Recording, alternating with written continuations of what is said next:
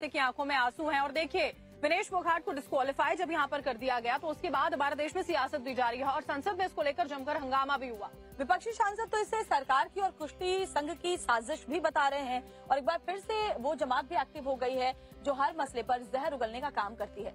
देखिए आप भी।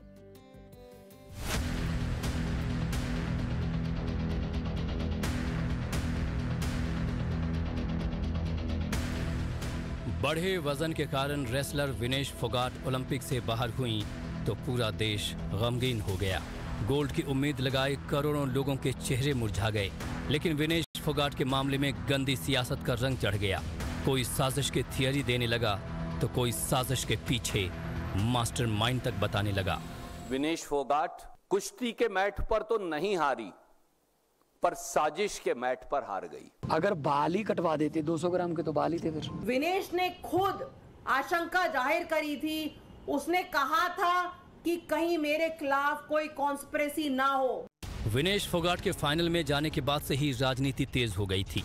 लोकसभा के नेता प्रतिपक्ष राहुल गांधी ने इस मौके को अपनी राजनीति चमकाने का मौका मानकर आनन फानन में केंद्र की नरेंद्र मोदी सरकार को टारगेट करने की कोशिश की, तो वहीं दूसरे विपक्षी नेता भी इस अखाड़े में कूदे। लेकिन बवाल तब मचा जब वजन की वजह से विनेश को फाइनल में नहीं खेले जाने देने की खबर सामने आई और फिर संसद में इस मुद्दे पर हंगामा मच गया। विपक्ष ने सरकार की घेराबंदी कर दी, आरोप लगाया कि जानबूझकर विनेश को टारगेट किया गया है। हाँ, सत्ताधारी कुछ लोग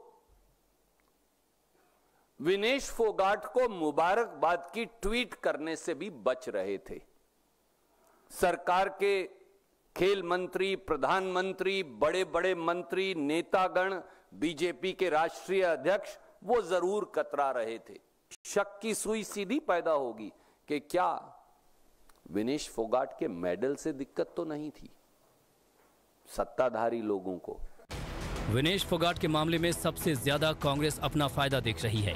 विनेश फोगाट का मुद्दा संसद में भी उठा। इंडी गठबंधन जिस तरह संसद के बाहर बयानबाजी कर रहा था, ठीक वैसा ही संसद के अंदर भी हुआ। लोकसभा में खेल मंत्री मनसुख मांडविया ने विनेश फोगाट के अयोग्य होने पर बयान भी दिया।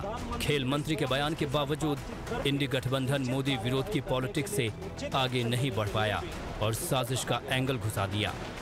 उसके सारे जो कोच हैं, सारी जो सपोर्ट टीम है, वो सब ब्रजभूषण शरण सिंह के द्वारा सेलेक्ट किए हुए लोग हैं। विनेश ने खुद अपने शब्दों में कहा था कि कहीं ऐसा ना हो कि मेरे पानी में कोई कुछ मिला के मुझे पिला दे, कोई ऐसा पदार्थ मिला दे कि डोपिंग टेस्ट में मैं फेल हो जाऊं। तो इस सब की तहकीकात होनी चाहिए। विनेश फोगाट का वजन कैसे बढ़ा, पेरिस में फाइनल के पहले क्या क्या हुआ, क्या कोई साजिश का एंगल है या नहीं, इन तमाम पहलुओं पर भारतीय दल के CMO का बयान भी सामने आया।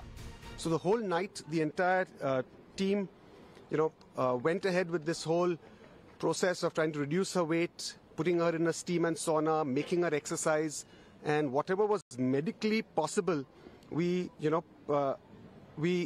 tried our best to try and get that weight down. And when she couldn't sweat anymore, we even had to go to some drastic measures like cutting off her hair, and they wear a vest, so we shortened that vest, so even a few milligrams if we can reduce, we tried.